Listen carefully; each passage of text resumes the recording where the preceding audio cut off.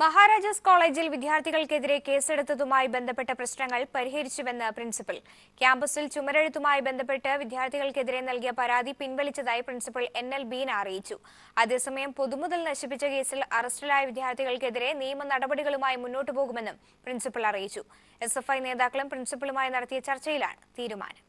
Maharajas college ക്യാമ്പസിൽ ചുമരെഴുത്തുമായി ബന്ധപ്പെട്ട ജാമ്യമില്ലാ വകുപ്പ് പ്രകാരം വിദ്യാർത്ഥികൾക്കെതിരെ പോലീസ് കേസെടുത്തതിനെ തുടർന്ന് SFI രംഗത്തെത്തുകയായിരുന്നു.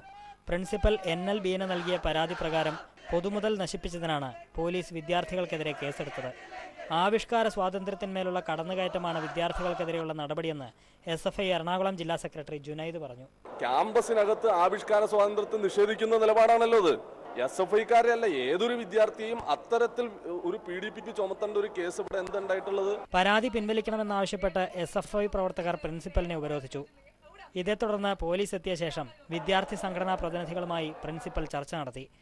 ചുമരെഴുത്തിൽ സഭ്യമല്ലാത്ത രീതിയിൽ എന്തെങ്കിലും ഉണ്ടെങ്കിൽ അത് വിദ്യാർത്ഥികൾ തന്നെ നീക്കം ചെയ്യുമെന്ന ഉറപ്പിൽ വിദ്യാർത്ഥികൾക്കെതിരെ നൽകിയ പരാതി പിൻവലിക്കുന്നതായി പ്രിൻസിപ്പൽ അറിയിച്ചു.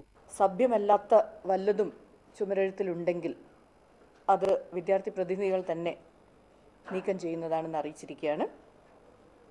ഈ ഉറപ്പിൻ്റെ അടിസ്ഥാനത്തിൽ 19/12/2016 നൽകിയ പരാതിയുമായി പ്രിൻസിപ്പൽ മുന്നോട്ട് പോകുന്നില്ല എന്ന് തീരുമാനിച്ചിരിക്കുകയാണ്. ടോയ്ലറ്റിന്റെയും വാട്ടർ ടാങ്കിന്റെയും പൂട്ട് തകർത്ത സംഭവത്തിൽ കഴിഞ്ഞ ഒക്ടോബർ 31 5 വിദ്യാർത്ഥികൾക്കെതിരെ പ്രിൻസിപ്പൽ നൽകിയ മറ്റൊരു പരാതിയിൽ ജാമ്യമില്ലാ വകുപ്പ് പ്രകാരം കുറ്റം ചുമത്തിയ പോലീസ് 5 പേരെയും കഴിഞ്ഞ ദിവസം അറസ്റ്റ് ചെയ്തിരുന്നു. ഇവർക്ക് ഉപാധികളോടെ ജാമ്യം ലഭിച്ചു. എന്നാൽ ഇവർക്കെതിരായ നിയമ നടപടിയുമായി മുന്നോട്ടു പോകുമെന്ന് പ്രിൻസിപ്പൽ അറിയിച്ചു. News bureau, Kochi.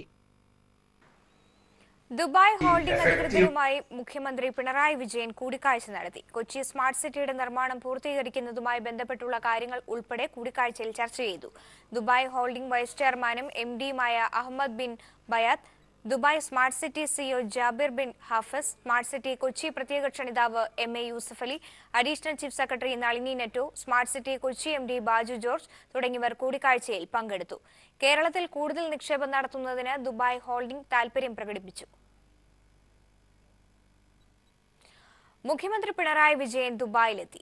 UAEയിൽ 2 ദിവസങ്ങളിലായി വിവിധ പരിപാടികളിൽ പങ്കെടുക്കും. നാളെ രാവിലെ 10 മണിക്ക് സ്മാർട്ട് സിറ്റിയുടെ നേതൃത്വത്തിൽ ദുബായിൽ നടക്കുന്ന ബിസിനസ് മീറ്റിൽ പങ്കെടുക്കും. നാളെയും മറ്റന്നാളുമായി ഔദ്യോഗിക ചടങ്ങുകൾ ഉൾപ്പെടെ നിരവധി പരിപാടികളിൽ മുഖ്യമന്ത്രി പിണറായി വിജയൻ സംബന്ധിക്കും. നാളെ രാവിലെ 10 മണിക്ക് ദുബായ് എമിറേറ്റ്സ് ടവറിൽ സ്മാർട്ട് സിറ്റി സംഘടിപ്പിക്കുന്ന ബിസിനസ് മീറ്റിൽ പിണറായി വിജയൻ പങ്കെടുക്കും. ഉച്ചയ്ക്ക് ശേഷം ഷാർജ മൂവേഴ്സയിൽ ഷാർജ ഇന്ത്യൻ സ്കൂളിന്റെ പുതിയ കെട്ടിടം മുഖ്യമന്ത്രി ഉദ്ഘാടനം ചെയ്യും. തുടർന്ന് ഇതിന്റെ ഭാഗമായി ഷാർജ എക്സ്പോ സെന്ററിൽ നടക്കുന്ന പൊതുപരിപാടിയിലും മുഖ്യമന്ത്രി പിണറായി വിജയൻ പങ്കെടുക്കും. ഷാർജ ഭരണാധികാരി Sheikh doctor Sultan bin Muhammad al ഖാസിമിയുമായി മുഖ്യമന്ത്രി പിണറായി വിജയൻ നാളെ കൂടിക്കാഴ്ച നടത്തും. വെള്ളിയാഴ്ച രാവിലെ ദുബായിൽ കൈരളി TV നടത്തുന്ന NRI ബിസിനസ് അവാർഡ് ദാന ചടങ്ങിലും മുഖ്യമന്ത്രി പങ്കെടുക്കും. വെള്ളിയാഴ്ച 3 മണിക്ക് മുഖ്യമന്ത്രി ദുബായിലെ മാധ്യമ പ്രവർത്തകരുമായി സംവദിക്കും. വെള്ളിയാഴ്ച വൈകിട്ട് UAEയിലെ പ്രവാസി മലയാളി സമൂഹം ഒരുക്കിയ സ്വീകരണ യോഗത്തിലും മുഖ്യമന്ത്രി പങ്കെടുക്കും. മുഖ്യമന്ത്രിയായതിനു ശേഷമുള്ള പിണറായി വിജയന്റെ ആദ്യത്തെ വിദേശ സന്ദർശനമാണ് UAEയിലേത്.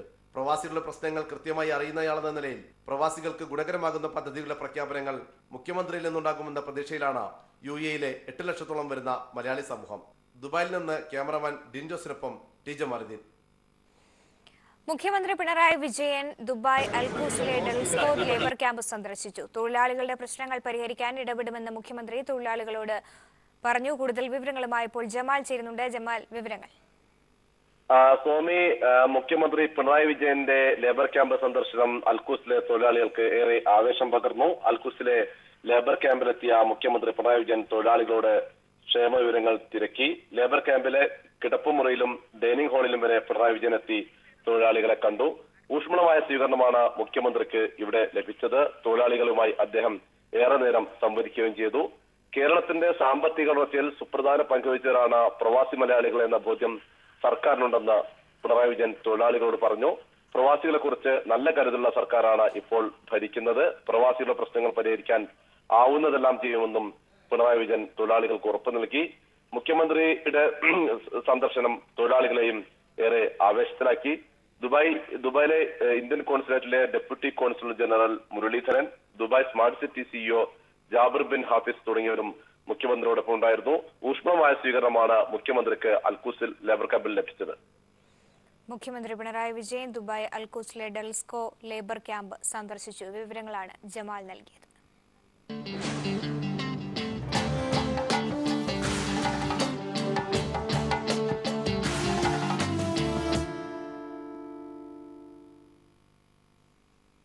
പ്രധാനമന്ത്രി നരേന്ദ്രമോദിക്കെതിരെ അഴിമതി ആരോപണവുമായി രാഹുൽ ഗാന്ധി. സഹാറ ഗ്രൂപ്പിൽ നിന്ന് കോടികൾ മോദി കൈപ്പറ്റിയെന്നും ഇതിന് തെളിവുണ്ടെന്നും രാഹുൽ ഗാന്ധി. ഗുജറാത്തിലെ മോസാനിയിൽ പൊതുസമ്മേളനത്തെ അഭിസംബോധന ചെയ്യുമ്പോഴായിരുന്നു രാഹുൽ മോദിക്കെതിരെ ആഞ്ഞടിച്ചത്.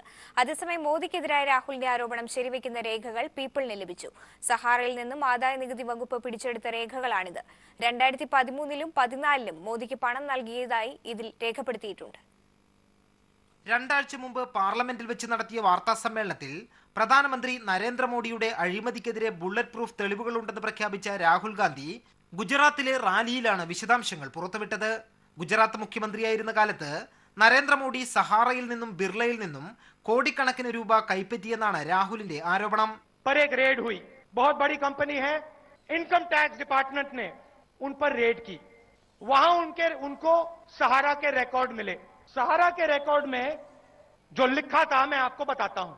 एंट्रियां थी रिकॉर्ड में. 30 अक्टूबर 2013 2.5 करोड़ रुपया नरेंद्र मोदी जी को दिया गया. 12 नवंबर 2013 5 करोड़ रुपया നരേന്ദ്ര മോദിജിക്ക് ദിയാ ഗയാ. രാഹുലിന്റെ ആരോപണം ശരിവെക്കുന്ന രേഖകളുടെ പകർപ്പ് പീപ്പിൾ ടിവിക്ക് ലഭിച്ചു. 2014 നവംബർ 22-ന് സഹാറയുടെ നോയിഡ ഓഫീസിൽ നിന്നും ആദായ നികുതി വകുപ്പ് പിടിച്ചെടുത്ത രേഖകളിലാണ് മോഡിക്ക് പണം നൽകിയതായി രേഖപ്പെടുത്തിയിട്ടുള്ളത്. 2013 ഒക്ടോബർ 10 മുതൽ 2014 ഫെബ്രുവരി 22 വരെ വിവിധ തവണകളിലായി 40 കോടി രൂപ മോഡിക്ക് നൽകിയതിന്റെ വിശദാംശങ്ങൾ ഈ രേഖകളിലുണ്ട്.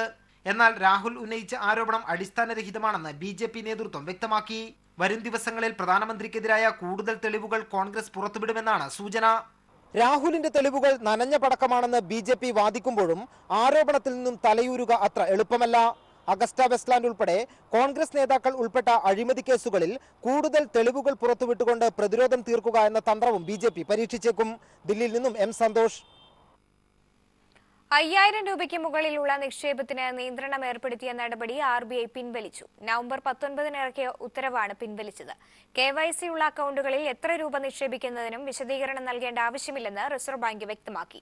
എന്നാൽ KYC ഇല്ലാത്ത നിക്ഷേപത്തിന് വിശദീകരണം നൽകേണ്ടി വരും. 19-ാം തീയതി പുറത്തിറക്കിയ ഉത്തരവിലാണ് അസാധു നോട്ടുകളുടെ നിക്ഷേപത്തിന് പുതിയ നിയന്ത്രണം റിസർവ് ബാങ്ക് കൊണ്ടുവന്നത്.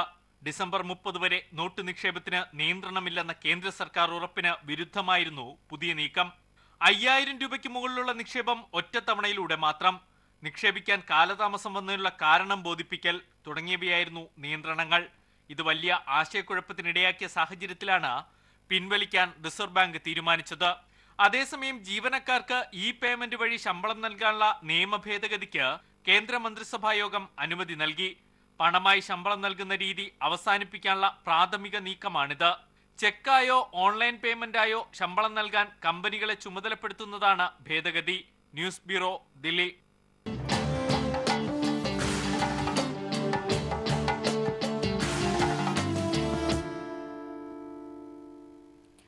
പരമ്പരാഗത നെൽകൃഷിയെ പുനരുജ്ജീവിപ്പിച്ച് വയനാട്ടിൽ ആദിവാസികളുടെ കർഷക കൂട്ടായ്മ. സ്വാഭാവിക കൃഷിരീതികളിലൂടെ മികച്ച വിളവും നേടി മാതൃകയാവുകയാണ് പനമരത്തെ ഇവരുടെ കൂട്ടായ്മ.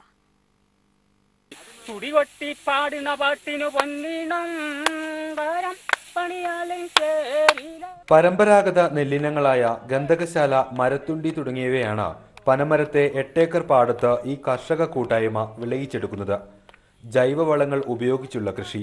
വിളവ് കൊയ്ത് ലാഭത്തിനായല്ല, ഭൂമിയുടെ ജലസംഭരണികളുടെ സംരക്ഷണം കൂടിയാണ് ഇവരുടെ ലക്ഷ്യം.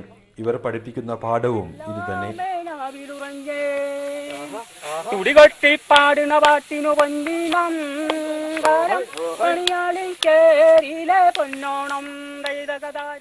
കർഷക തൊഴിലാളികൾ കർഷകരായി വിളവെടുക്കുകയാണ് ഈ കൂട്ടായ്മയിലൂടെ.